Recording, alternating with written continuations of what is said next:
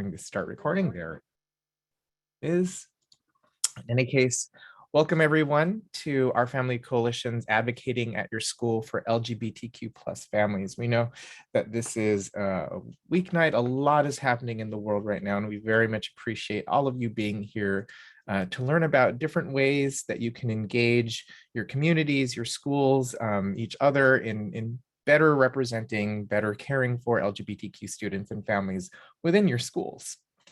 We are joined tonight by some incredible panelists. We've got a wide range of folks from teachers to district administrators to families. And so we're hoping that with all of these different perspectives that we'll be able to provide you some better insight on how to do this kind of advocacy. My name is Rick Colto. I am part of the education program here at Our Family Coalition. I use he, him, his as my program as my pronouns. Joined here with my teammate, Ann Pinkney. Do you want to introduce yourself really quickly? Yes, sorry, I'm managing the Spotlight feature as well. Hi, everyone. My name is Ann. You can use they, them pronouns with me. I'm the programs coordinator, at Our Family Coalition. I'm so excited to be here with you all, and thanks so much for being here. Thank you, Ann. And for those of you that are not familiar with Our Family Coalition, we are a nonprofit organization that is based in the Bay Area in California. We serve LGBTQ families and children. And there are three ways that we do this. The first way is our most obvious way, which is we hold groups, and we hold groups together to create social spaces for our families.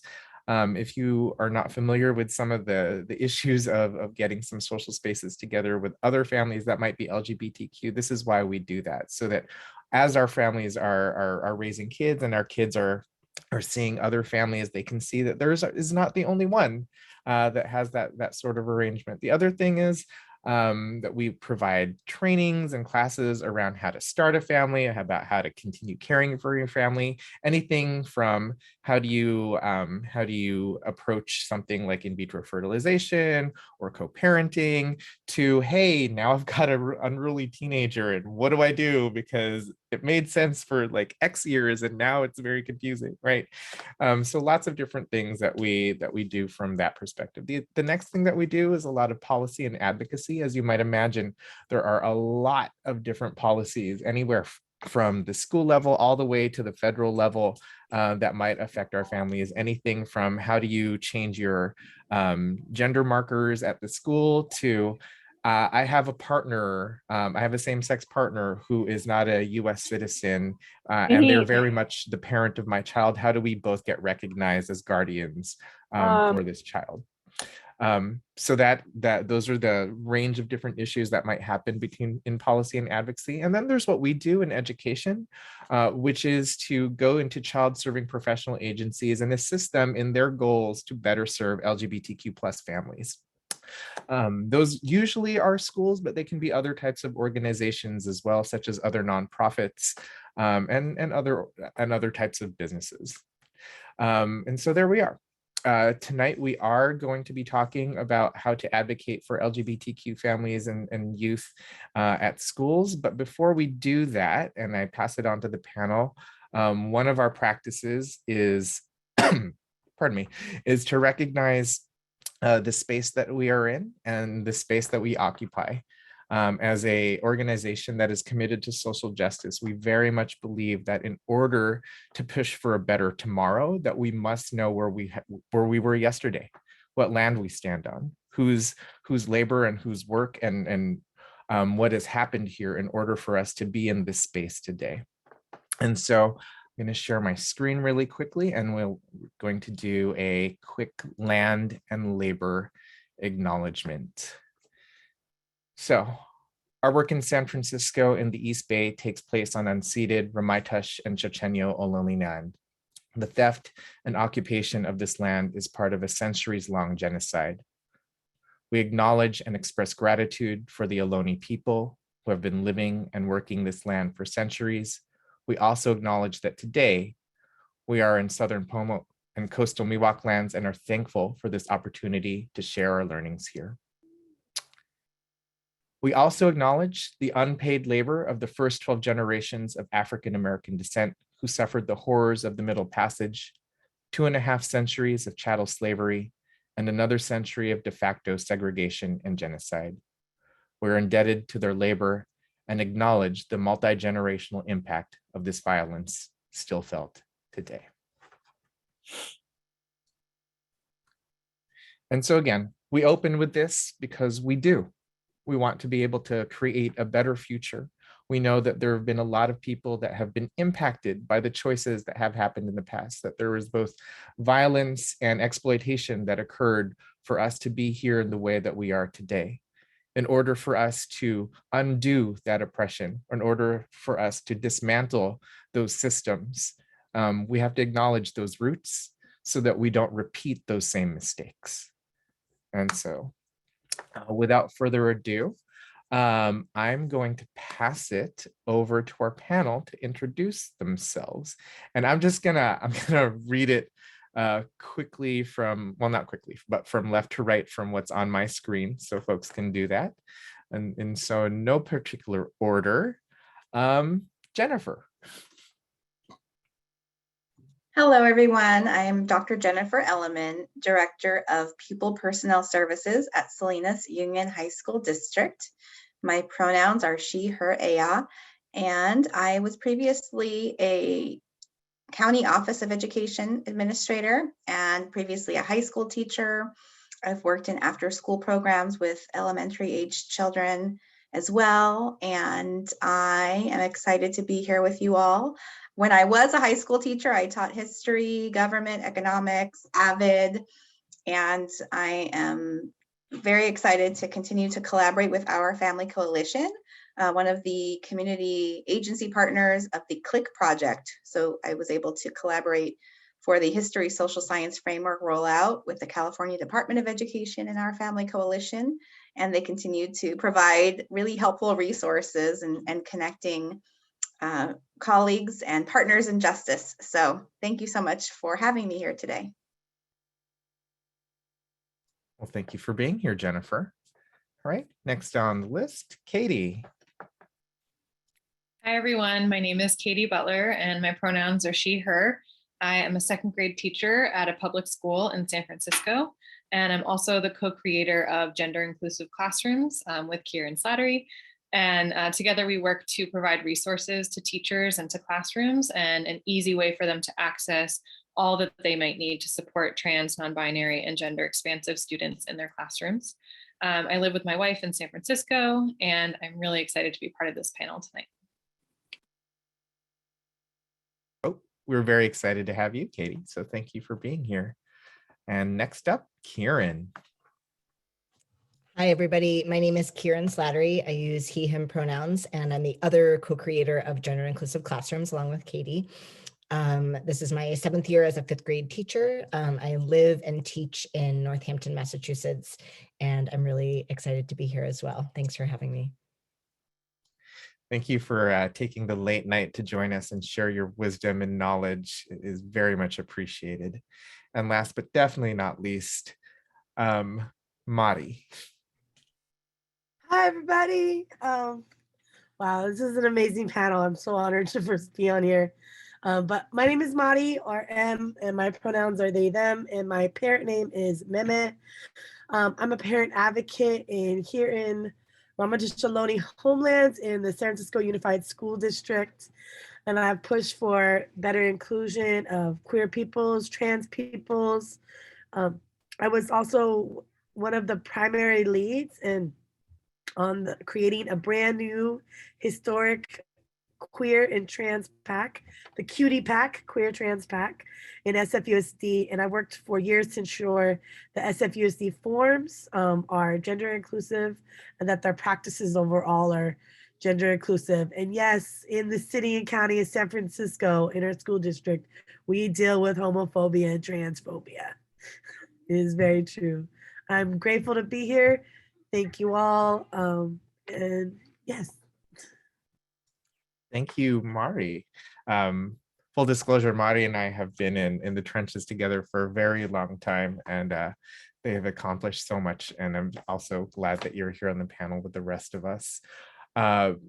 Also, for those of you that are watching this, I hope you know that this is semi-interactive. If you have questions that you want to ask the panelists, please feel free to put them in the chat. I'm not sure if we're going to get to them immediately, but we are keeping a list so that maybe at the end when we have time for Q&A, or if it's relevant to the question that we are currently addressing, that we can concurrently do that. All right, so please feel free.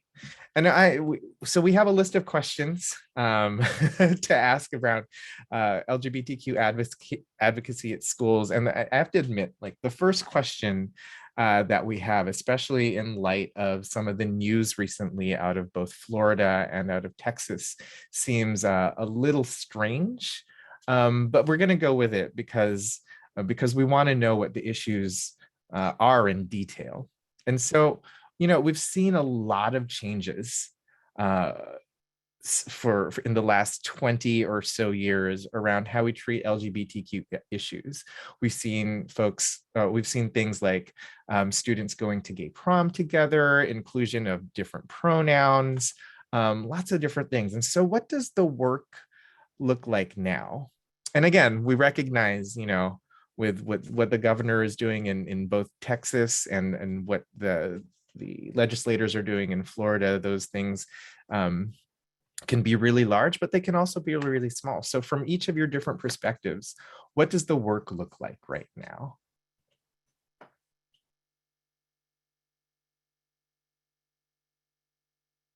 I'll go ahead and start if that's all right. Okay. Please. So with the school district I currently work for, we are working on elevating LGBTQ plus history, since it is part of the history social science framework and curriculum, and also providing an inclusive school culture of belonging and also focusing on school safety. So our district has developed an LGBTQ plus task force, and we're focusing on equity issues, specifically for LGBTQ plus students, staff, and community members.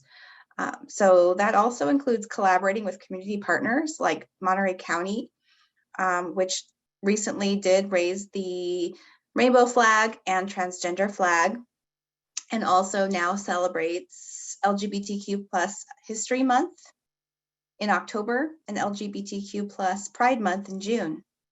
And so they have passed resolutions to celebrate both of those months, and we also celebrate those months in the schools. But of course, it should not be limited to a certain month of the year. It should be year round. And so we are working to make sure that all students know that they're affirmed, and specifically students who are LGBTQ plus or identify as such, and also may need to request a name change or pronoun request form. We have now protocols in place for that, so that they are called by the name that they identify with, and our staff members are very supportive of that. We just want to continue to provide the education necessary from staff members to make sure that we are building as a supportive school environment as possible, so that all students feel that love and support and affirmation for who they are, as well as that support for their family and friends and the entire community. Yeah, that's a great frame for that. And it sounds like there's a lot of work with the district and the higher up administration really providing avenues for that representation so that the teachers can do what they do, right? Especially with like the larger things like celebrations and like access to things. And I'm wondering, how does that translate then? So, you know, SFUSD is in a similar space where they have, they're trying to do a lot of the same things on the larger scale. And so what does that look like for you, Katie and Kieran, as teachers that are experiencing maybe that part, but like what else needs to be done? I would say just helping folks in the school communities have a better understanding of gender versus sexuality, and also how they're separate, but also how they fall under the same umbrella. And just getting, getting folks in schools to pass simple measures or start to use inclusive language on forums, for example, asking teachers and staff and faculty to use common language like caregiver instead of mom or dad, to get people to be really explicit about using their pronouns in their email signatures. And then also just finding ways to include folks who are outside of the dominant culture in really thoughtful and meaningful and explicit ways in the curricula. And obviously that's a bigger shift. And then also just environmental shifts within school culture, within school communities. So thinking really outside of the gender binary, and really thinking about how we can celebrate and lift up folks who exist outside of dominant cultural identities. Yeah, it really sounds like taking those larger objectives of say a supportive district, and then at that level just translating the roots, the understanding of why we do the things that we do, right? The difference between sex and gender, the reason that we have to be careful or be conscious, better than careful, more conscious about our language so that we're not setting up an expectation, right? Katie, is this the same? I know you work together, but also you're in such different communities, right? Yeah, I mean, I would echo a lot of what both panelists have already said. And as an early childhood educator, I do feel like I focus a lot on the young child, and how that looks for kids in schools is really just normalizing this language for them, like knowing the acronym of LGBTQ+ and what that stands for. And then it really relies on teacher education, right? On professional development that's provided to teachers so that we feel confident interrupting in the moment. We feel confident reflecting with kids. We feel like we have the language that we need. Even today I had kids at choice time that were playing with Legos, and one kid said, I'm going to take this girl hair and let's just pretend for right now it's boy hair. And another child said, wait, there's no such thing as boy hair and girl hair. So it's those little things, like giving them that language so they can interrupt in the moment and they can help. And I think the teacher education piece is huge. Kieran and I get teachers all the time coming to us saying, we want to do something. We want to start, reading books. We want a curriculum. We just don't know where to start. We don't know what to say. And so a lot of the work that Kieran and I do is kind of giving them a map, a framework for what that could look like. Because there is a lot of willingness out there, but there's not a ton of places, especially in early childhood or elementary, where you can go to and find these resources. Right. No, and this is why I'm so impressed and like thankful for the website that you have. And hopefully, please share the links in there if somebody has it, because it is an incredible resource. And I'm wondering though, because Katie, you're a teacher in the same school district that Madi is a parent in. And so does that translate, Madi, like this intention and wanting to have these messages and the ability to talk about our identities? Does that happen for your kiddo, and does it happen on the level as you as a parent within the district? Well, I'll tell you, Rick, it's been a very interesting journey being a queer solo parent in SF Unified. I think there are, in San Francisco Unified School District, most people aren't going to bluntly say, oh, we don't want that. Like, most people will be like, oh yeah, no on homophobia, no on transphobia. Like, they'll say that, right? But then when you try to push or press, like, oh, okay, so if, we want to make our school environment safer for trans students, then why aren't our single stall restrooms up to compliance with California state law of all gender signs? And they'll be like, oh, but that costs money. And so I think when it comes to the advocacy, a lot of times the pushback I always get is that it comes down to dollar signs and staffing. So I'll give you a really great example. So right now, and San Francisco Unified is not the only school district, definitely not in California, and maybe even across the nation, school districts are always looking about like, who do we cut? Because we don't fund our schools. So a great way to make your school more gender and queer inclusive is actually funding the school full, right? But there is I guess we would call it GSA, but they don't call it a GSA at their school. They're called Rainbow Rams at Francisco Middle School. And in Francisco Middle School, their staff advisor for the Rainbow Rams, who the students super trust at that middle school and everything like that, got a pink slip, a preliminary pink slip, right? And so the students who are in the Rainbow Rams, the GSA, are so distraught. They're so worried that the staff person that they built a relationship with. And so even if the school is like, hey, don't worry, we'll just like stick someone else in there, it'll be all good. The thing is, these students are actually trusting. They're like, please, please, please don't take away our staff advisor, right? And so that comes down a lot of times to dollar signs. Or anytime when I would get a form in San Francisco Unified, I would get like an emergency form, fill it out. It says mother, father. What the, in San Francisco, where people think, we're past stuff here, but we're not, right? So I'm like, this is not compute. This is not everyone's family on different levels, right? Like not just only sexual orientation, gender, but just like even family makeup, right? Grandparents get involved, stuff like that too. And so sometimes what's happening in the classroom doesn't always translate to also what's happening as a parent and what you experience, what your child is going through. So forms, like, and every parent knows this, when it comes to education, forms are huge of how your family is identified in the school district, right? I mean, even down to how you can write your child's name, what gender marker they can put on, everything. This is huge.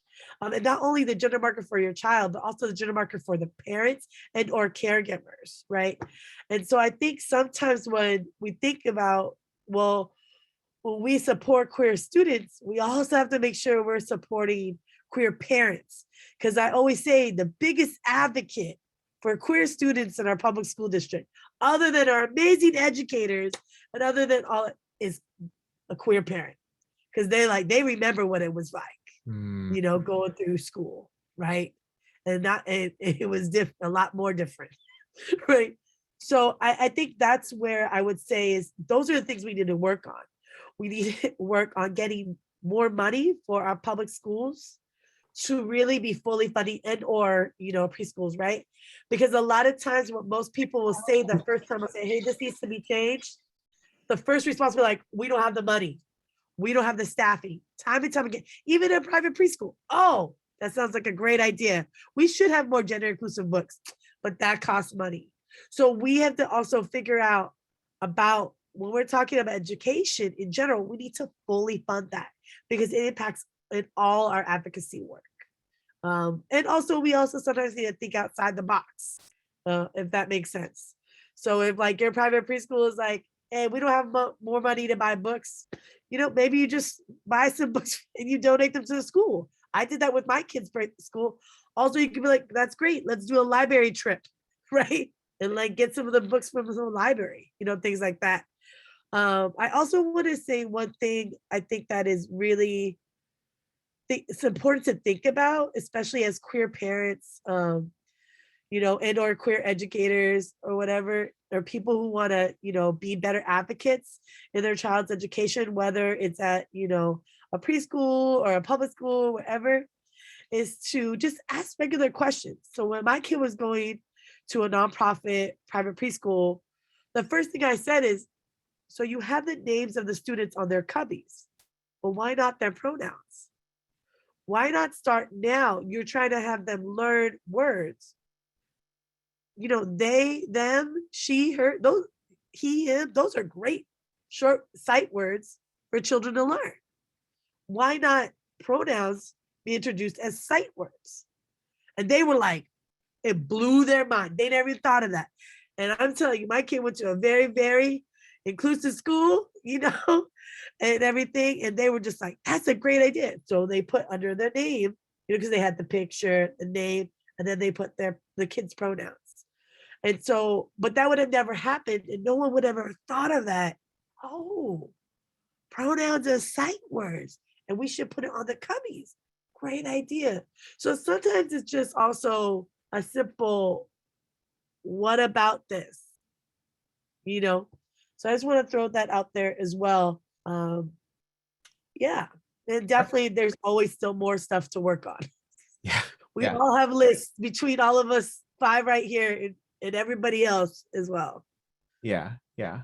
And I think you touch on something really important there, Mari, and you've kind of like flowed into the next question, you know, because you talked about how there's all of these really great intentions that are out there. There's all these really great statements and ways that they want to help, but when it comes, you know, when the rubber meets the road, sometimes they're like, we don't have enough resources to do this. How do you push for that? And I think you described a really great way to introduce some simple ways to really reveal or insert gender conversations into everyday things that they do. And so I'm wondering now for everybody else on the panel, you know, when you do hit some of these barriers, these roadblocks to making queer visibility, queer inclusion difficult, right? What do you do, right? What do you do to make it? Yeah, what do you do, or what have you done in order to push to make it more visible or more acceptable, or something that people can do? Who wants to take a stab at it? I can start again with this question. I think sharing the data is very powerful. So for example, this year, for the first time, we've included questions on the LCAP survey, the Local Control and Accountability Plan survey, for students, staff members, parents, caregivers, in order to have that data now about how they feel that LGBTQ plus students, staff, and families are being supported, and asking for suggestions about how we can improve in that area. And so then that is very helpful school climate data. There are also some really powerful statistics nationwide about how this is a school safety issue, a school climate issue, and then that also influences student achievement, graduation rates, attendance rates, mental health issues, and the entire school community sense of belonging. And so everybody benefits. There are some really powerful statistics and resources, for example, from CDC, around safe, supportive, healthy schools. And so connecting it back to that reason why can be really powerful. And again, data, national data and local data can really be that driver. And so there's that quantitative data, those public health statistics, school safety statistics. Then there's also the qualitative data. So it's so important to center student voice and family voices who are being served by the schools, in order to listen and hear what the needs really are. And that has been an extremely powerful practice. When I was teaching, I was a high school teacher, you know, our students were the ones who were the culture builders. They were the ones who were able to identify those issues because they've been experiencing that school culture, and they could tell you, you know, I have teachers who don't understand my needs, who need professional development on gender and sexual orientation, diversity, you know, and we would like them to have a training on that, you know, whether it's in a staff meeting or before school starts, some of the required trainings that educators are supposed to have by ed code law, you know, this would be recommended. And it's also, you know, an issue of diversity, equity, inclusion, and belonging. So we need to understand it within those dimensions of intersectionality as well, and how our schools continue to perpetuate racism and oppression for so many different identity groups. And so we need to help to make sure everybody is aware of the need and why it's so important that we're supportive for students, and everybody who's part of our school community. So I could see how those excuses are given. Oh, you know, you know, they might not understand how something that you're requesting to be funded is actually connected to these really important issues. They might see it as, oh, well, that, we also need these other things. We can't afford it. Sorry, that's not a priority. But if we can message it to help understand how some of these are really important investments in school safety and positive school culture and climate, hopefully we'll be able to make some of those changes. I think that's a really good point, Jennifer, as far as, the data really shows that we're not just making stuff up. They really are things that make an impact and a difference. And it has been proven and shown in other spaces that we can make a generative model in order to care for our school community. And I think for those of you that are in California, if you are not aware, Jennifer gave a really good resource for you to be like, here is monies, and that's the LCAP. That's the, if you're not familiar with that acronym, it's the Local Control Accountability Plan. A few years back, the parents here in California said, we want to be able to have a say in how school districts distribute monies to support our students. And so if you are not aware of this and you're a parent in California, you can say, hey, part of the LCAP is to make sure that student safety and student achievement are prioritized. That means caring for things like LGBTQ issues, gender inclusion, all of that. And so I think that's some really, really great ways to address some of the concerns. How does that translate though?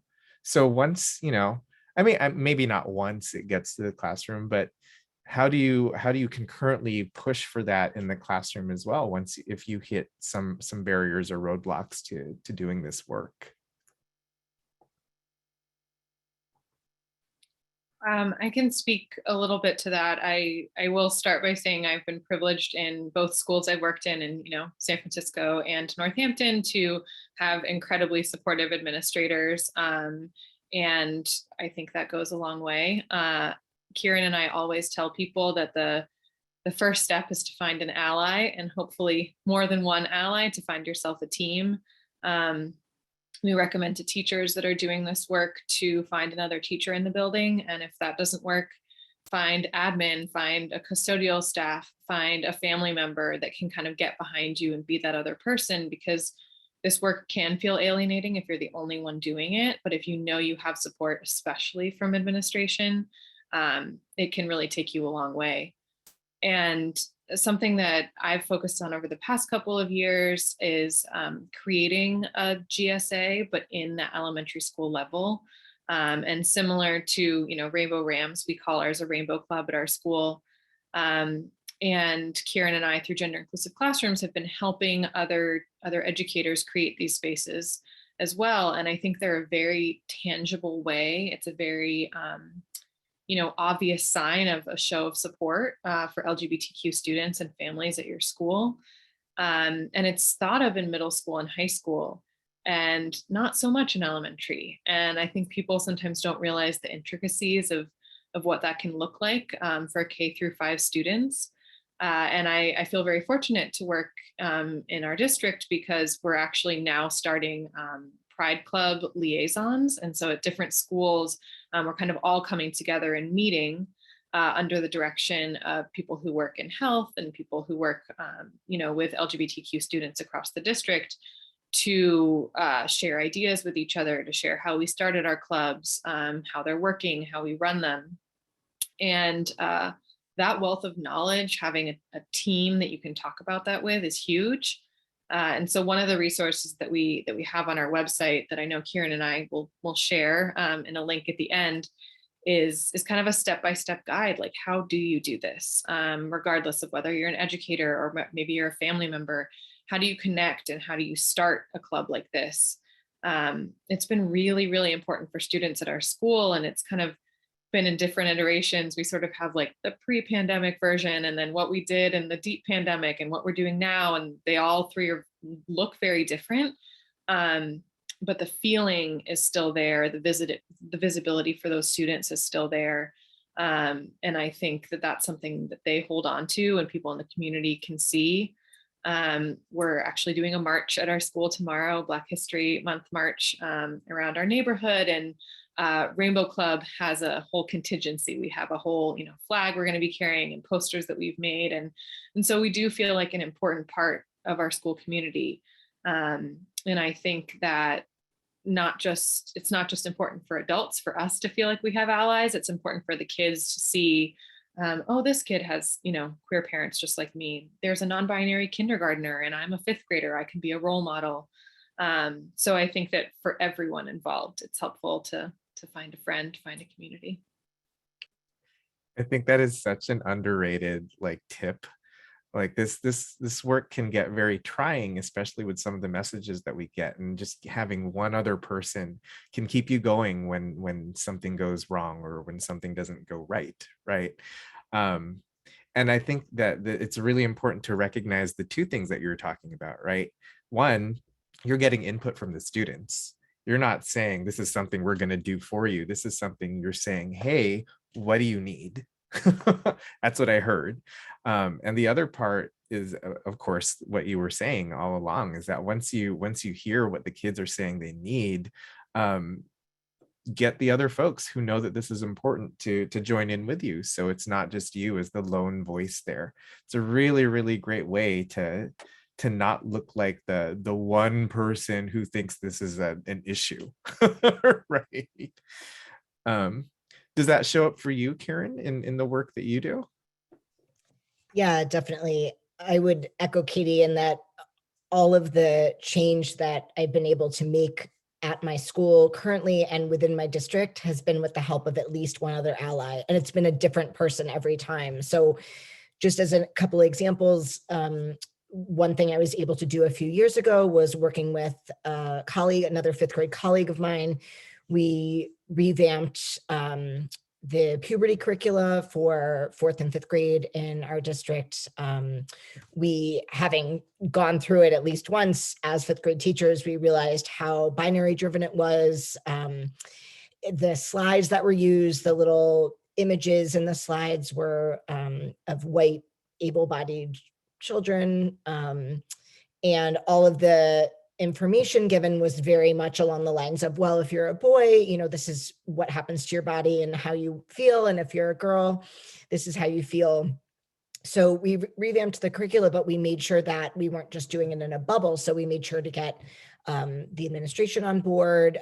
We roped in the head nurse for the district, and it wound up being really successful.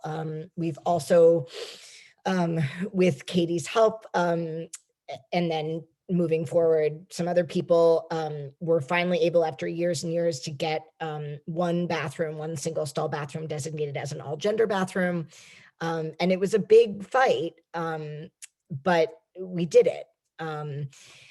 Some other things that have been really helpful, especially if you work in a district that isn't, to which these ideas are more new, are Welcoming Schools. The organization Welcoming Schools does a great Jazz and Friends reading day every year. And that was a really great way to introduce some of the teachers at my school to really basic concepts of gender, basic language around gender and sexuality.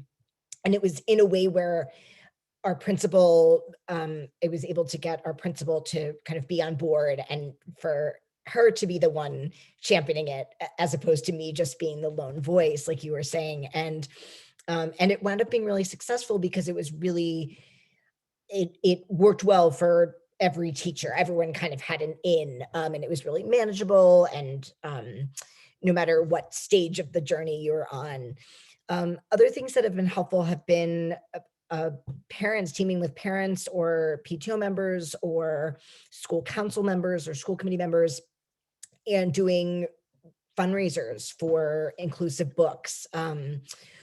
I also, to echo Madi, I now do a yearly walking field trip with the fifth graders to the local library, and I try to use the resources of the local librarians to help bolster their knowledge, and also our school libraries and classroom libraries to be more inclusive. So I think the bottom line in all of the things that I've done and done with help has been finding an ally, and knowing that often there are people in the community, in your communities, in your districts, even if you feel like you're the only one, you're not. There's someone, there's a teacher, there's another caregiver, there's a local author, there's someone who either wants to do this work or has done this work before and is just kind of looking for you to engage them.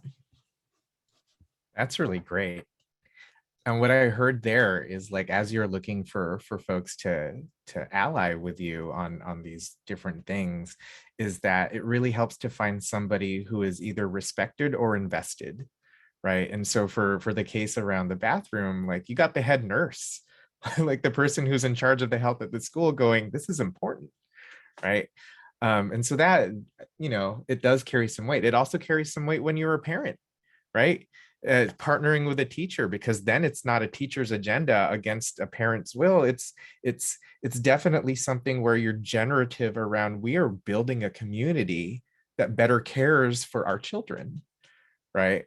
And then the last thing that I heard was, with the welcoming school stuff, is it's good to have a plan that everybody can easily understand and get on board with, right? You can organize around a day, you can organize around a classroom activity, you can organize around like an assembly, those really simple things that everybody can come together and easily get the message, right?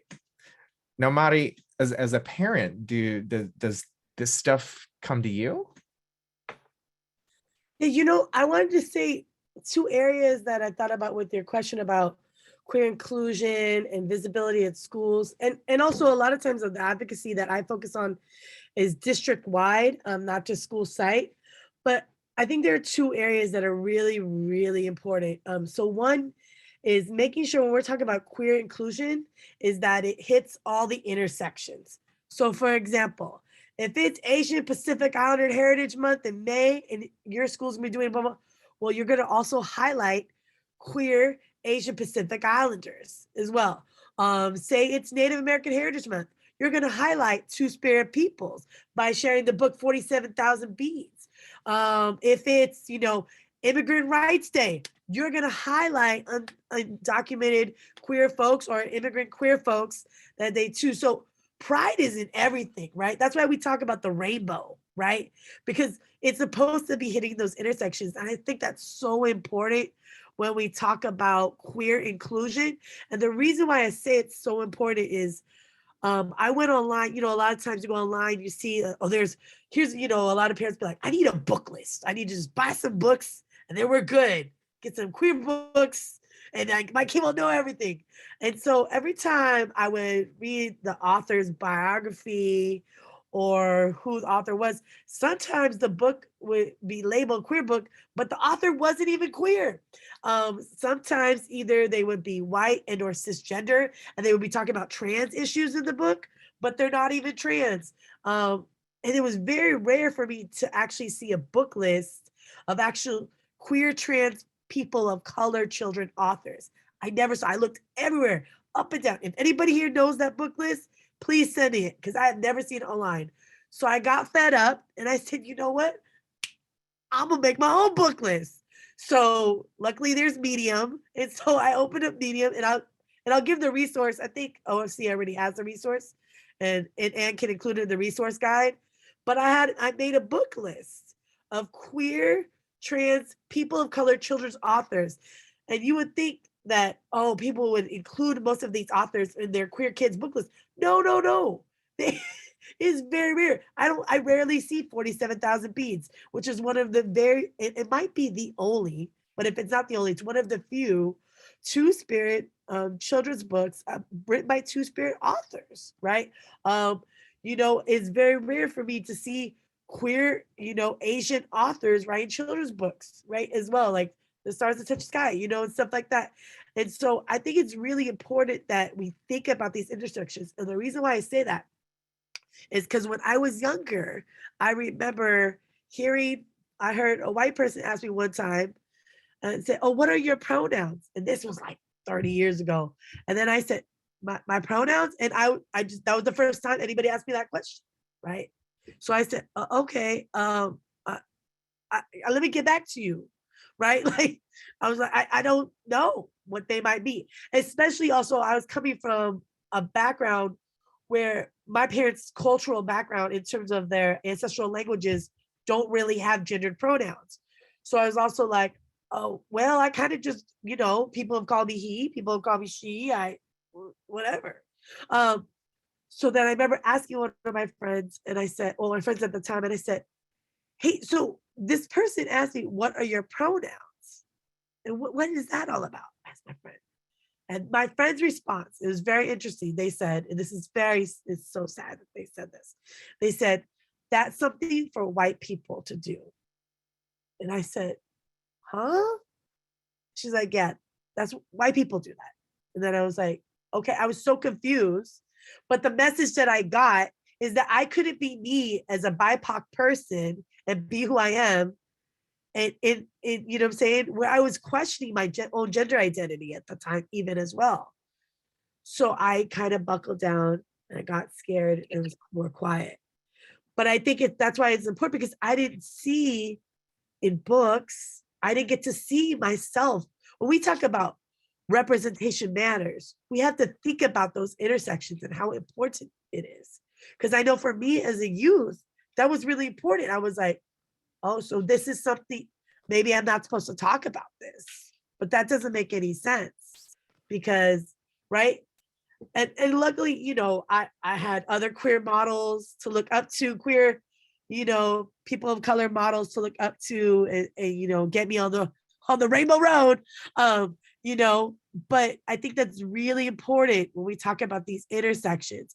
And it's also really important to talk about with trans voices as well, right? And just, I guess the last thing in terms of inclusion, it's always important that every school district, and since I'm a queer parent, I'm going to toot my own horn to make sure that queer parents have a seat at the table to be able to advocate. Whether that is creating your parent advisor council, which we just barely did in San Francisco, hasn't even formed yet.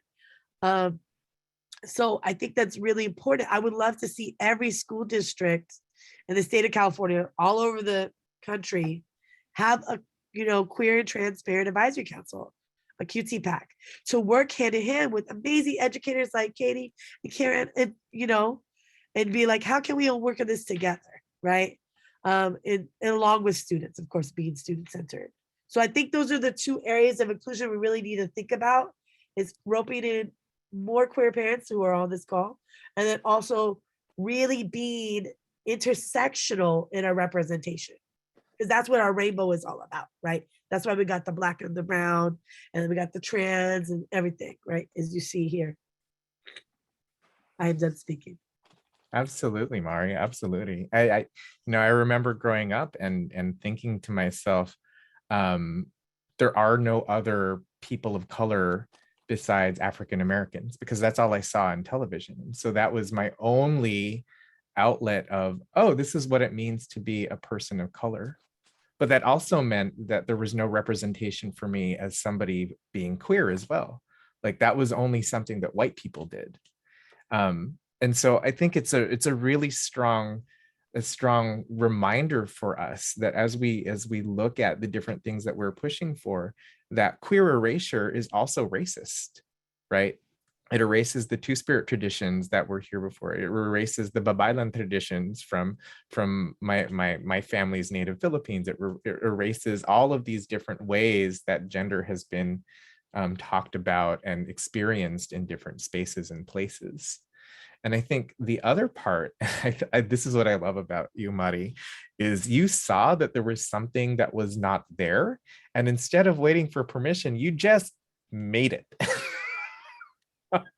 Right. And so along with like everybody else talking about getting those allies, like get those allies and just like do it. A lot of times is how you have to push. And now, when we talk about what happens in schools and school districts, there's a lot that has to do around tradition and ways that we approach gender, ways that we approach celebrations, all those kinds of things.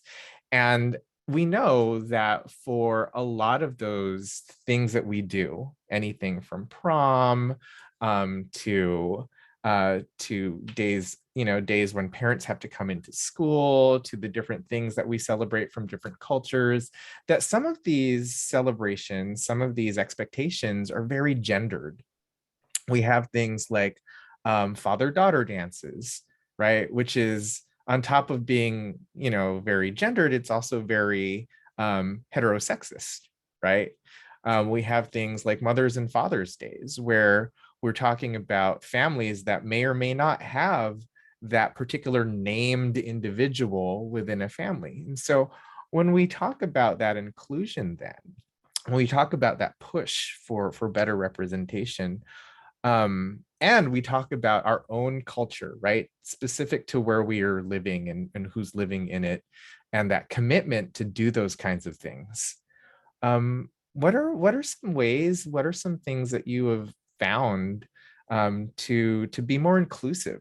Do you open up, for example, Mother's and Father's Days to other people who are of different genders than expected for those titles?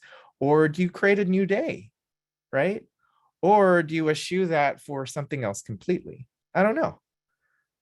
What does that look like for y'all? I actually have a funny story with that. So I guess last year I was seeing on social media, people were like, Happy Daughter's Day. And they would like post a picture of their daughter. And today is Daughter's Day. Happy Son's Day was like and I was getting kind of upset because I was like, man, that means like my parent wouldn't be able to post anything because I don't fit any of those boxes. So I literally went on my social media, I kid you not. And I said, you know what? Since we're all making up holidays and holidays are all made up anyways, and someone made up Daughter's Day and someone made up Sunday, I was like, after Sunday, it's Happy Non-Binary Child Day. And no joke, people shared it all over social media. People from all different parts of the United States was like using the hashtag happy, and they were like giving props to their non-binary child. So I also just think that that's something to throw out there. Like as a parent, sometimes like you said, you just claim that representation. Like, you know what? It's someone made up Mother's Day. Someone made up, let's just make up a Parents' Day. Make up all Caregivers Day. Just, it's all made up, right? And it's all about appreciating in general, right? Maybe we make All Families Day, whatever it works. So I think that's just something I would say there too, throw that out there. But I did it and I couldn't believe, because I was like, I literally did just make a national holiday and people actually celebrated it with like, Twitter and like Facebook. So it's really powerful. These social media tools can be really influential in really reaching out to people who are like, maybe they don't know one else who like has a non-binary child in this small town that they live in. And they see your post and they're like, I'm gonna be proud and be a parent, post this picture, So I wanted to share that. Thank you. I'm done speaking. I love that so much, Mari. And again, it's one of those things I think that we might forget as queer people, that we deserve to claim space, that we deserve to have the things that were taken from us and to create them, because it wasn't something that was ever given to us. We have to make it, right? And it's not about taking away from anybody else. It's just saying, yo, that pie is also something that I can make, that is for our community as well. What does that look like then at the district or at the school level then, as teachers and administrators? I was laughing as Mari was talking and thinking about what you said, Rick, because sort of related to this idea of like just doing your own thing. That's kind of how we got all gender bathrooms at my school. I know I've shared this anecdote with some of you before, but our school happened to be going through construction during the middle of the pandemic, and there were no students around. And I took the opportunity to meet with the architect at our school and really push for having all gender bathrooms and give the reasoning, as they were drawing up all the plans. And there were a lot of concerns and a lot of questions. And in the end, we ended up with almost every single stall bathroom at our school is all gender and has the right signage. But then downstairs on the yard, there was one that remained boys, one that remained girls. And then upstairs, there was an entire very specially ordered all gender bathroom with like floor to ceiling doors. And then the other one they left as a girls' bathroom. And we were only in school for about 6 weeks last year. We were distance learning for most of the year. And so when we came back, because of the pandemic, we had to have certain grades only using certain bathrooms. And so it suddenly didn't make sense to have gendered bathrooms. What a novel concept, because we had to have all the second and third graders using one, all the fourth and fifth graders using another, for instance. And so, kind of taking on Maddie's spirit, I went to alldoorsigns.com. I bought all gender bathroom signs. I plugged in my hot glue gun and I hot glued and ran around the school with these signs and just covered every single one in the entire school. The school was under construction. They'd been away for almost a year. They came back and they were like, "Oh, that's the bathroom that the second graders use. This is the bathroom that the fifth graders use." And ever since, that's just what we have at our school. And going back to that power of social media, I shared that on Instagram. And that was what led Kieran's principal to finally say, "Hey, look at how they did that." And that was the school where I used to work. And Kieran and I pushed for it for a long time. And it took me being like, no, I literally just bought these signs with my own money and hot glued them on top of the old ones, for Kieran's principal to say, "Oh, we could do that." And to kind of push. So it's this idea of like, just sometimes you just got to do it, and then you've got to share it with other people, and you're either going to create your own national holiday, or suddenly you're going to have all gender bathrooms in your school, and there you go. Also, there's a person I found in Oakland who has like at least 1,000 all gender bathroom signs in their house, and they want to give them out to different schools and places that want them. I can give the form that you fill out to OFC and they can include it in their resource guide, but it's literally a free resource. So, then the next person won't be so expensive. No, thank you for that, Madi. And Katie, what a great story. I have to say though, like this has been happening in other districts in California. I'm not going to name the district, but I know that there is one district administrator in particular who got tired of trying to convince the rest of the administration that these changes for bathrooms had to happen in their schools. And this person, the way they describe it, they're like, "Yeah, I wore all black and drove to the schools at night and put up the signs myself." And I'm like, and so it does. It's sometimes, again, back to that, sometimes you just have to do it. Right. Sometimes you just have to do it and then deal with what happens after that, because once you see that it's possible and it's not actually that big of a deal, it's not that big of a deal. Right. No. Yeah, and I think it's helpful to historicize the issues and think about, back in time, there were lunch counters that were segregated. Right. And it took acts of civil disobedience to try to break those traditions. And so I'm seeing parallels there with these acts of civil disobedience, where that is required for integration and inclusion here for gender and sexual orientation, LGBTQ plus equity. And it's beyond equity to targeted universalism. So how can we provide that inclusive space of belonging for everybody? And what inequities exist? What are those barriers? And how can we remove them? And I think, it's definitely a cultural process, a cultural shift as we see language is evolving. Our holidays, that's part of our culture too. Those are evolving. I just learned of some new holidays today that y'all created. So thank you for informing me. And, I feel like I'm learning every day, and, and I'll still make mistakes too. I'm a cisgendered woman, married to a man. And so, there are some privileges I have that also give me some blind spots that I need to become more aware of, and learn more about what I don't know, and be curious so that I can become better informed and a better human and a better educator. And I hope that, people will be patient with me. And when I learn and grow, I'll try to be patient with others, and help educate people along the way, since this rate of change is happening very quickly. And so not everybody gets the memo right away, right? And so, I want to help bridge that gap as an educator myself. Like when I learn, when I know better, when I do better, and I want to help others to do the same. And also, again, it's all about love and learning. And so I just want to help in any way that I can. Yeah.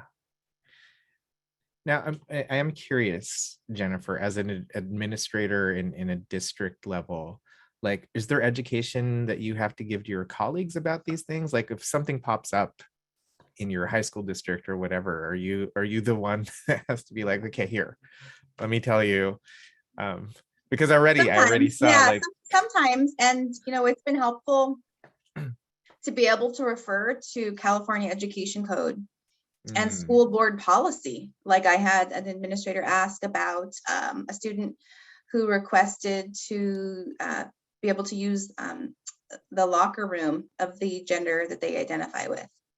And so I just referred to our board policy, which says yes. And just copy paste. Yep. And here's why. There you go.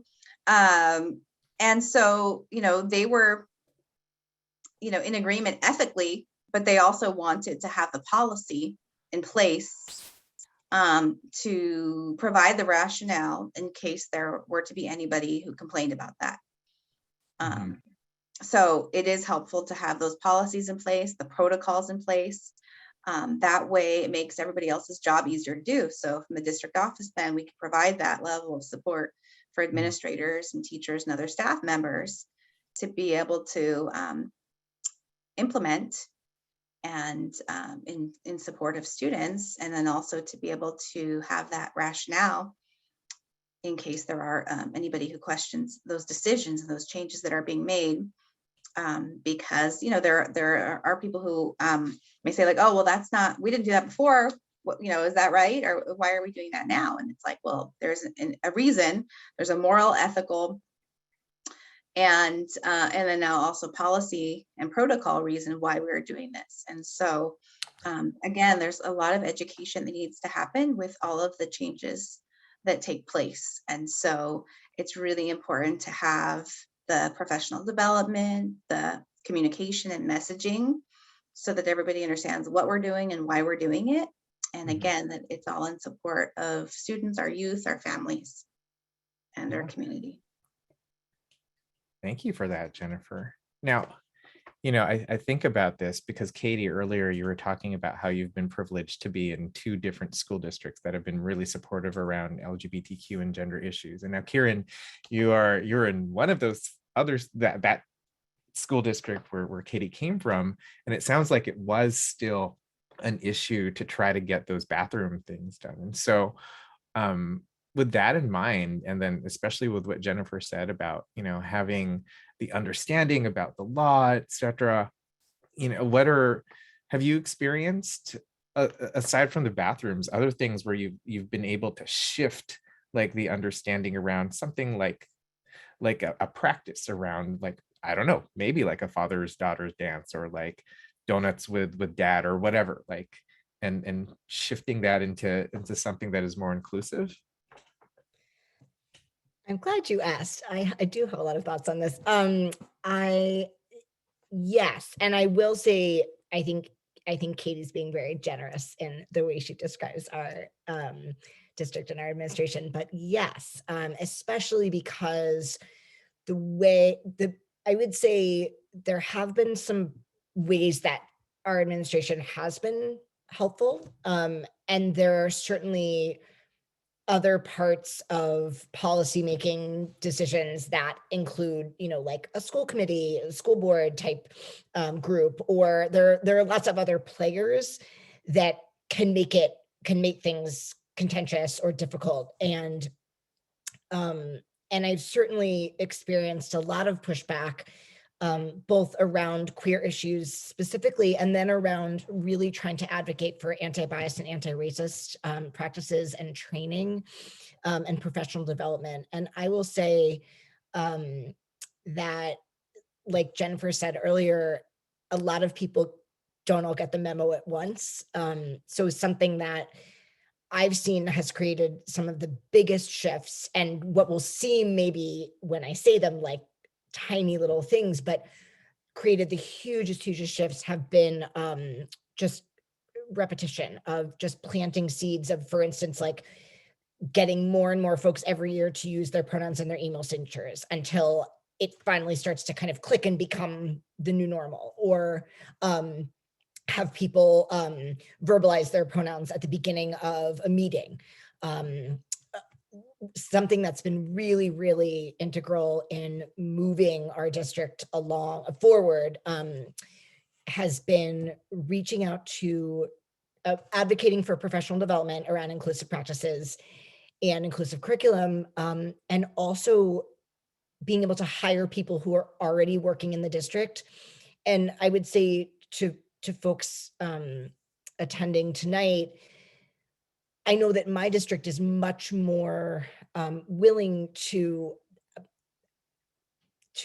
hire people to run professional development workshops who they already know, who already exist in our district. And it is also a great way to privilege people who are in our district and show that we're really committed to investing in people that are already working really hard. And I would say also something that's been really helpful is making sure that we're investing in, and this actually speaks to something Madi was saying earlier about own voices books, or books that are written by people with that lived experience. Really investing in workshop providers or panelists who have the lived experience that they're educating others on, and also who are from our local community. And that honestly has created the biggest environmental shifts within our school, have been really privileging trans folks, non-binary folks, Black and Brown and Indigenous folks, doing that work, and then also kind of coming into classrooms. So doing it more on a district-wide level, and then also doing a lot of professional development or professional learning groups within different schools, and then getting grant money for them to continue the work, right? So not just having it be kind of a one-off experience, but continuing the work from year to year, has created the biggest shifts. Thank you for that insight, Kieran. Yeah, it sounds like it takes a lot to be able to get that support and be able to, like you said, have that repetition. So it's not something new every time. It's something like, we've talked about this, right? Which I always bring this up in groups of educators, which is like the biggest tool of an educator, right? Where you can always refer back to, right? Remember when we said blah, blah, blah. Repetition is a really great tool there, knowing what those outlets are. And I am, as I think about the repetition and the things that we need to do, we do find ourselves in a really interesting cultural moment right now, where some of the arguments we've heard against our community in the past are coming up again. I referenced earlier the things that are happening in Texas, the law that passed one of the houses in Florida around the Don't Say Gay bill, right? All of these different things are being repeated against us. And so I feel that even in places, and Madi pointed to this earlier, like San Francisco, where it feels like it's safer around these issues, some of those things are being questioned, and it's harmful.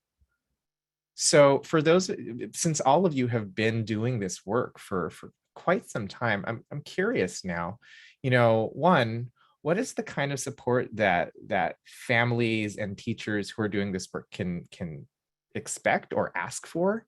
And two, for families that find themselves, and teachers that find themselves in places that are not as receptive towards LGBTQ issues, what advice would you give them around navigating this dynamic, right? I know this is a big question. I think there are a lot of resources to provide support. So professional associations, whether it's a union or like I'm part of the Association of California School Administrators, who provides support with professional development, with networks, with events, and they also provide LGBTQ plus celebration events, and also affinity groups and professional learning opportunities. I'm also part of a vice president of the California Council for the Social Studies. So that's an organization that supports teachers and educators. And I put a link in the chat a little while ago with an example of one of our newsletters for October, LGBTQ plus History Month. And so it is important to connect with those groups and coalitions to move forward, and know that you're not alone, that you're part of a larger community, even if you may feel like you're the only one in your community at the moment. And so finding those friends and allies, both locally, but also understanding you can be part of a larger network, working to advocate for the changes needed for a truly welcoming, inclusive school in your own community and in all schools. And I'm thinking another historical example, remember Brown versus Board of Education, when our schools used to be segregated. That case was decided in 1954.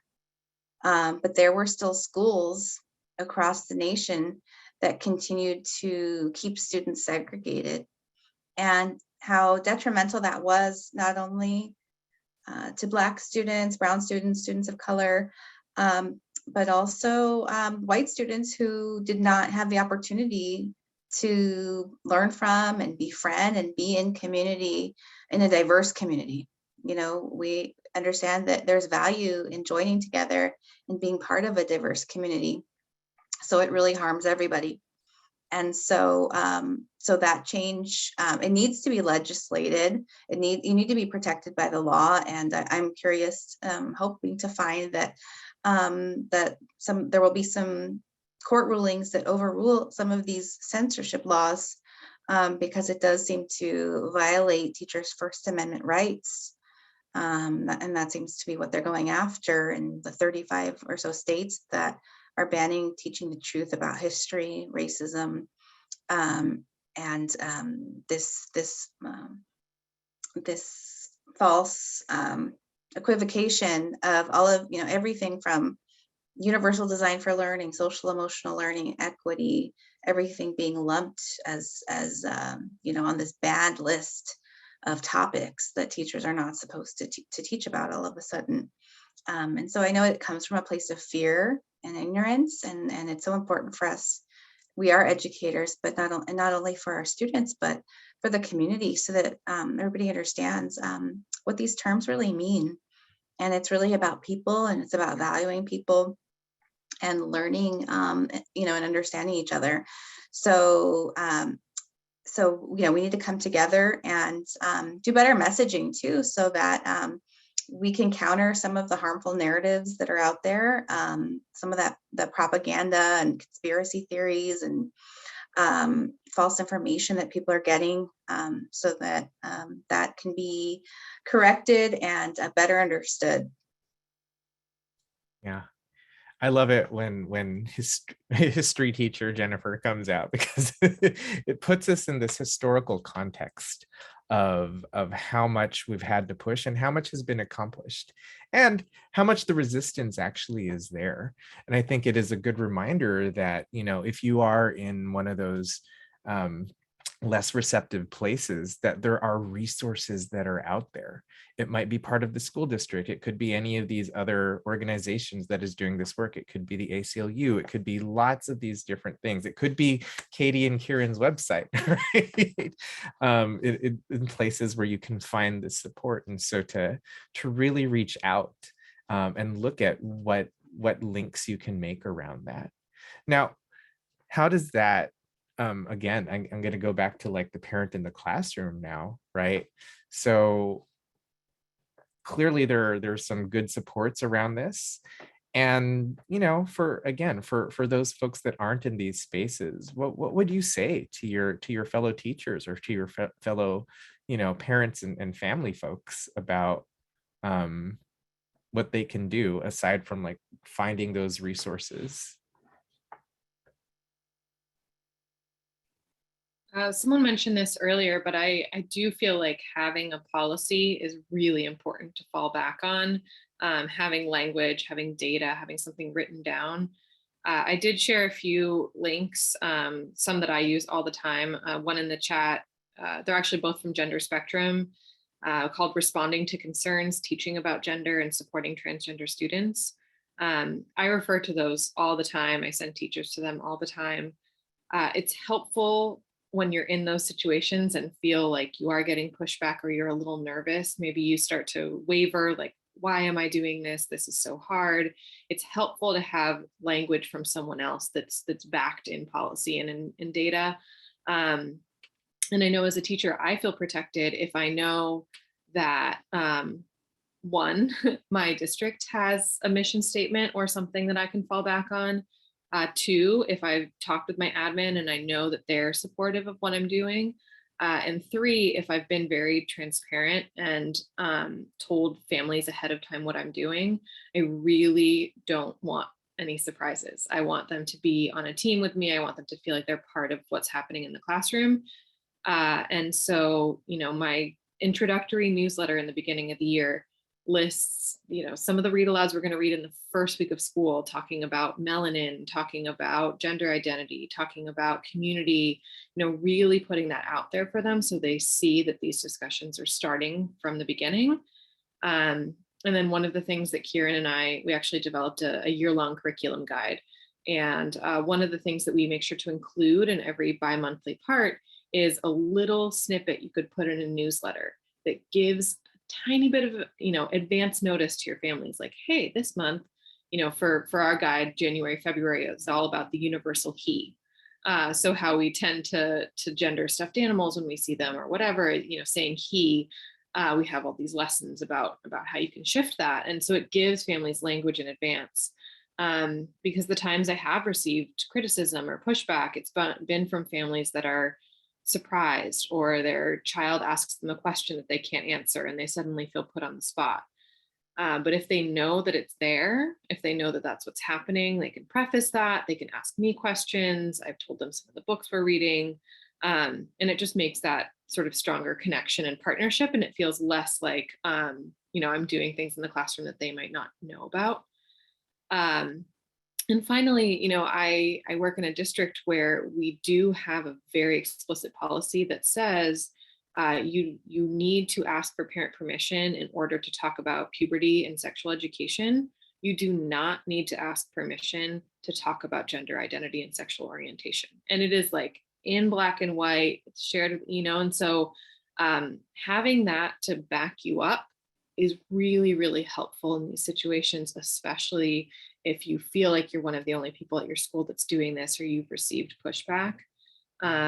So going back to that data, kind of amassing a collection of links, that's part of what our website exists for, right? Is like having a place you can go to say, here's what other people are doing, here's what the policy says, so that you're not having to make it up in the moment when you might already be feeling anxious or nervous about something.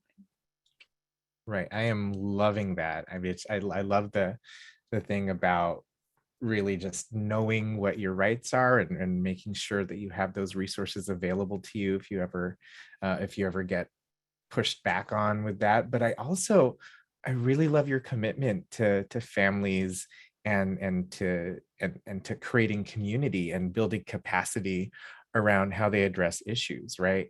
I think you hit it on the head where you're like, you know, a lot of times families might feel like they are floored because suddenly their child is saying something that they've never heard before. But if you give them that pre-education so that they have the ability to have that conversation, then they can be the experts for their kids again, right? which is always like, that's the tripping point when you get to high school, where it's like, oh no, now they're learning things beyond what I remember. But especially at the lower grade levels, it's so easy to be like, hey, we're going to be talking about this. Here's some tips for talking to your kid. Such a smart idea. I love that. I love that. Kieran, Mari, anything you want to share around this question for folks that might be in places that are difficult or not as accepting? Well, I would say everywhere, even in San Francisco, I'm in places that are difficult and not accepting as well. I understand there are definitely levels of the not accepting and the differences, but I mean, being queer and or trans is not, it's not, it's not easy, right? Being part of any historically marginalized and or oppressed group is not easy. But one thing that I do notice that an area folks can tap into, so I don't know about people's different school district, but like at my kid's school site, they have like a parent app. There's like an app that the parents use to connect with each other. And then also, again, I don't know if I should be suggesting this, but Facebook has lots of these parent groups, right? There are queer parent groups there. You get what's useful for yourself. And if it's not useful, you don't use it. But there's so many ways to connect with people digitally, especially after, well, we're still in the pandemic, but after the pandemic started. So like, for example, like Katie, Kieran, like their stuff is on Instagram, right? And you can like go follow their Instagram and like get ideas and like keep it, or like I gave my Medium article. Like, hey, maybe the only thing I could do is like get this one book from Mari's Medium article inside my kid's classroom. But whatever I would say, whatever you do and whatever you accomplish, even if it's having a hard conversation with an educator and or an administration person, consider that a win. There were so many times where I would fill out parent forms and I didn't feel validated. I remember one time I was even crying. And this was around even preschool, right? I remember crying and just like, this form does not include my family. What about family diversity? And the person who, I'm supposed to turn the form into, they said, you know what? Well, they're not going to change the form, but I'm going to do it right now. And they just changed the form for me personally right then. So I didn't have to fill out another form and be misgendered or not validated, or just like not my family feel validated, right? And so even though that person, they're a cisgender straight person or whatever, they were like, I might not understand anything, but I feel you. You don't feel like you're included. So I'm going to make sure. And they were, what should I write? And I'm like, parent 1, parent 2, And they were like, okay, I'm writing it right here, And then I was like, thank you. They were like, yeah, any way I can help. And so, sometimes those small conversations with like admin person, a principal, a teacher can be really impactful. I even know sometimes at my kids' school site, other straight cisgender parents sometimes have came up to me and say, hey, I noticed something going on with my kid. Now, I'm not saying, I hope people don't think like, please do not come to me more free labor on your potentially gender creative, gender fluid child. But I think that's amazing that, I guess colleague parents, that's my child. Colleague parents are like, hey, Mari, I noticed this. And then I'm like, don't trip. I got an article for you. Here you go. Right. And I think that's really important to really remember celebrating the little wins. Because even though we just want that, amazing historical queer transparent advisory council, that took over like a decade, right? That was work that I definitely inherited with other folks. That was work that was carried on by multiple people.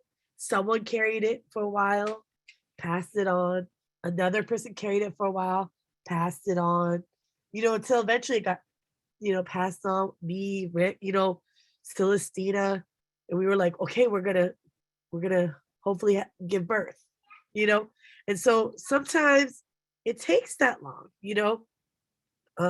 Societal change isn't fast, you know? And especially with all the stuff that we see happening right now in the state of our nation. And definitely my heart is out there with Texas and Florida and other school districts in our state too, right? Of California. I really think about these things and I don't take it lightly that I'm able to be an out queer parenting, because I know sometimes that historically that right has been taken away from us, and even currently being taken away from folks in other states. So, you know, I think it's really important to celebrate any win, whether if you just change the hearts and minds of one person, or if you just stood up for, you know, your child, you know, or someone else's child, you know. So I think that's really, really, really important to remember so you can keep pushing on the next day. You know, as you speak, Mari, I'm reminded of things that Harvey Milk said, Ernestine Eckstein, which is like, if they know us, how can they hate us? Right? We are so used to being in the closet, being forced into the closet, that we forget that there are people that love us, that there are people who will respond humanely to our stories. And so to tell them when they happen, it makes a lot of sense. And I love that. I recognize that we are at 7:30 right now. We should be shifting into Q&A, but I do want to give Kieran a chance to respond, and then we can share resources and then go into Q&A. Thanks, Rick. I echo what all of the panelists have said so eloquently. The one thing I wanted to add was that when it comes to your own child, speaking from a teacher's perspective, don't ever be afraid to just be really, really explicit about what your concerns are, or your questions are, or what you want to celebrate about your child with your child's either primary teacher or the principal or the VP or someone along the chain. But I would say as much as possible, especially, you know, if you're beginning the year and you have concerns or questions, or if there are points during the year that might spark something, or if you're just kind of looking ahead or thinking about things that have come up in the past as issues with your child. For instance, just thinking about, like, you know, are there times where your child might have to be put in a position where they have to choose one or the other, right, along some sort of binary in terms of their identity, or a place where they might feel uncomfortable or unsafe or unwelcome. Teachers so appreciate just really direct, straightforward communication. And to remember that, I'm sure as many people on this call have already experienced, that like often you may know more about these topics than your child's teacher might, or your child's principal might, or the administrators might. And that might just be the reality, but it's okay to approach it and just say, look, these are my concerns, and can we work as a team on this? I know we're both, you know, we both want what's best for my kid and all of your kids. And so yeah, that would be my other just note to add. That is such a great reminder, Kieran.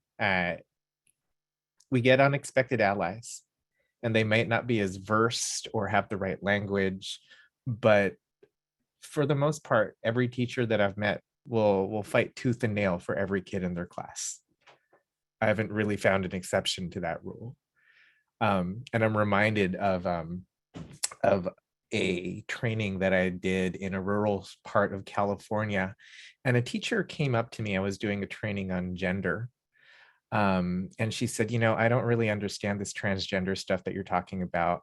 I really don't agree with, like, I'm a very Christian woman, and I don't really agree with some of the things that you were saying here about this. But let me tell you this, I love my kids.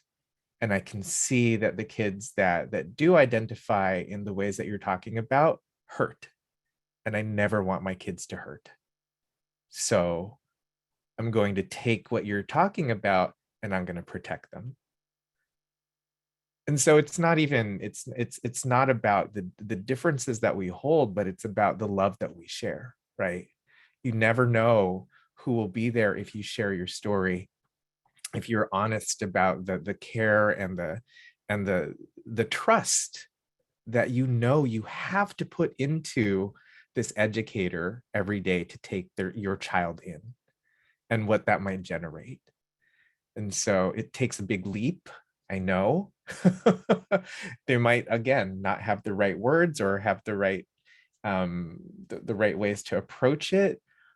But the more conversation we have about it, the better it's going to get. Right. So, all right. I'd like to add one more point about that in Please. terms of school culture and climate and building relationships is the importance of restorative practices. Yeah. So that when harm is done, we have those protocols in place as well. And again, it's around professional learning. How do you facilitate those conversations? For example, if an incident of bullying occurs, do we have conflict mediation? Do we have people who've been trained in how to mediate the conflict or how to facilitate a restorative justice circle? So we need to make those shifts from the exclusionary discipline, punitive practices of the past to the restorative practices, transformative practices that actually build relationships, build community, and heal. And so then the offender learns, grows, and actually takes steps toward repairing the harm that was done to the community.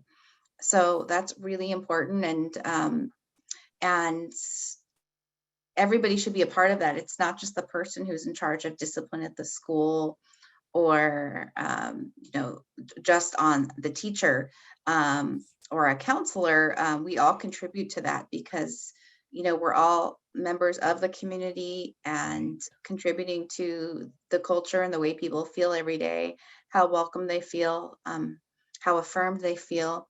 And then when there are conflicts, how do we address those? Because they do need to be addressed. Everybody is watching or observing in some way to how we respond or how we don't respond, which can be interpreted as condoning something. And so it's really important to be able to have those tools and the language and practices to be able to support and heal. Absolutely. Thank you for that reminder, right? We got to stop looking at each other as opposition. We're not, right? We might look at how to approach things in a different ways, but we're not. We have to keep telling our stories so that there's better understanding. And restorative justice can do that in a lot of different ways. It's not always appropriate, but it's a great tool if your school is using it. Oh, my goodness, I am always overmoved, I guess, whenever I have these panels, because there's so much great information that is shared. And I want to end with, before we go into the Q&A, what are some things that are going on at your different places, and what are some resources that people can, I know you've already shared a bunch in the chat, but here's the point where you can just wax poetic about the resources and events that are happening for your spaces. So whoever wants to take the floor.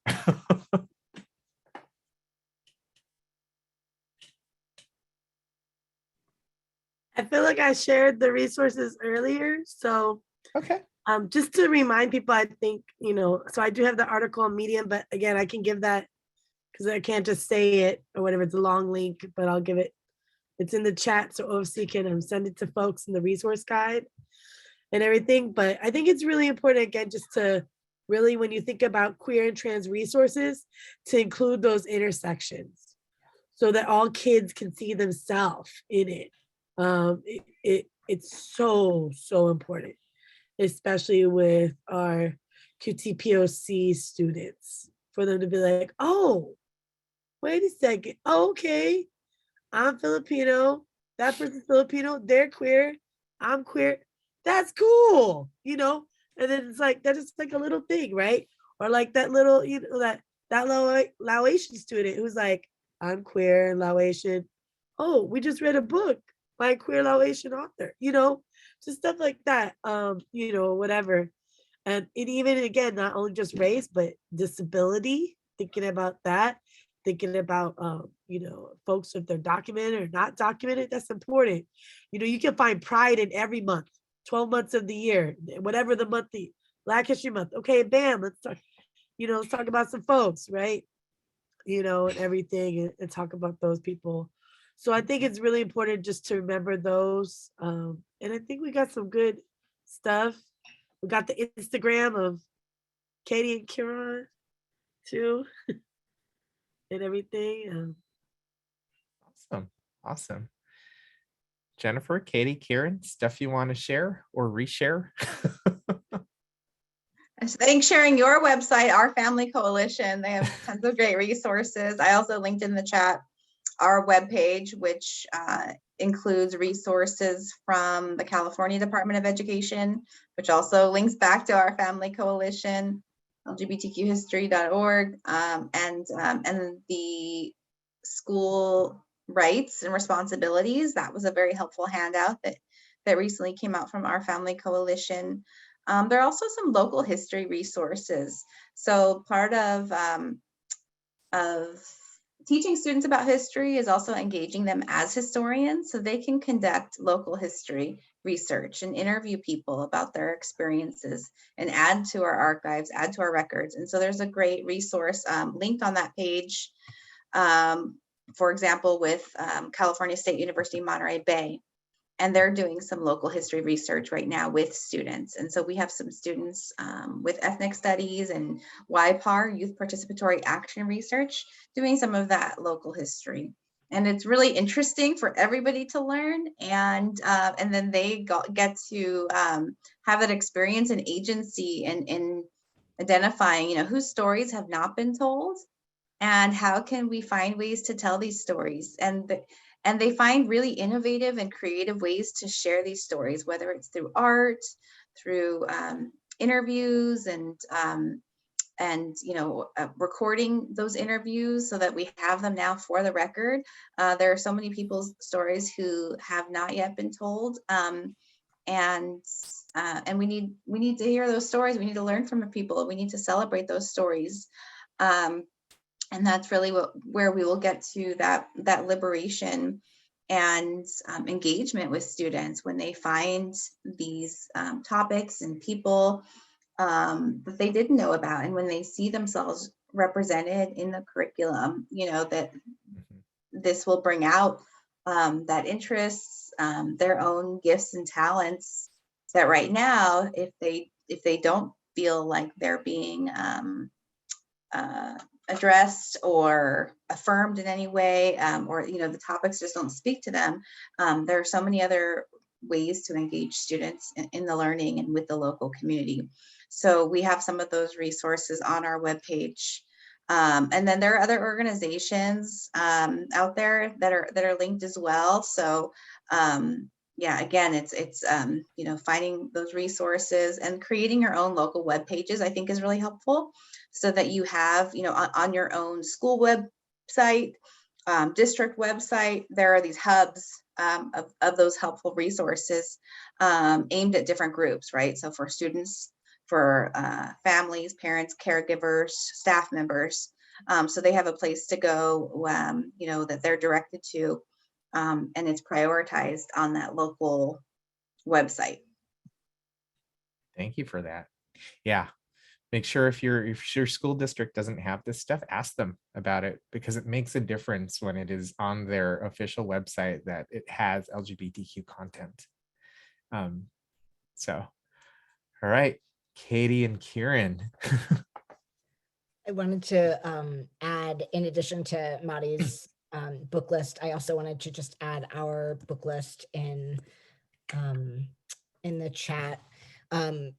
We recently switched over. We had a book list that we had been compiling for a long time of K-5 books separated. We separate them out by grade level, and it's books focusing on all different types of genders, but specifically focusing on kids and adults who are trans and non-binary and gender non-conforming and gender expansive.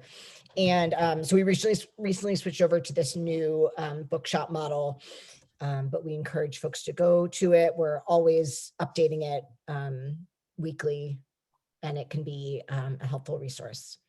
Oh my gosh, thank you for that. Book lists are my favorite.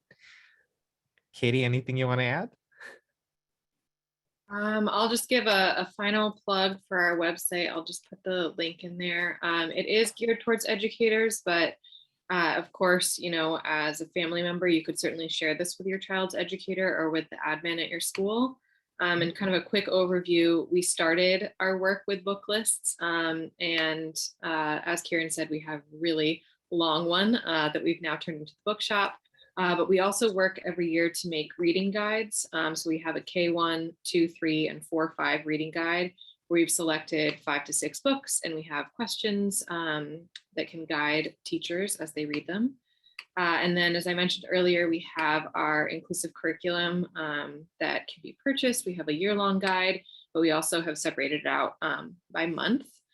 And we do have free lesson plans available on our website. Some of them are from our family coalition. Some are ones that we've written ourselves or gotten from peers. So that's always a resource for K through 5 that you can use.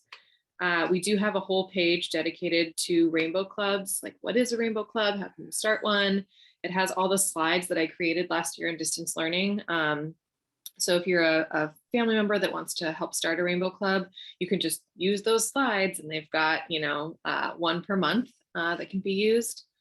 And then in our shop, we've got some of those things that I've mentioned before. And finally, we do have a blog that Kieran does an excellent job updating. There are some really beautiful posts on there and really informative posts. One of them that is really, really special is the latest one that came out. And Kieran, is it okay if I link it in the chat? All right, this one has just touched a lot of people, and I think been a really important thing for trans educators to read.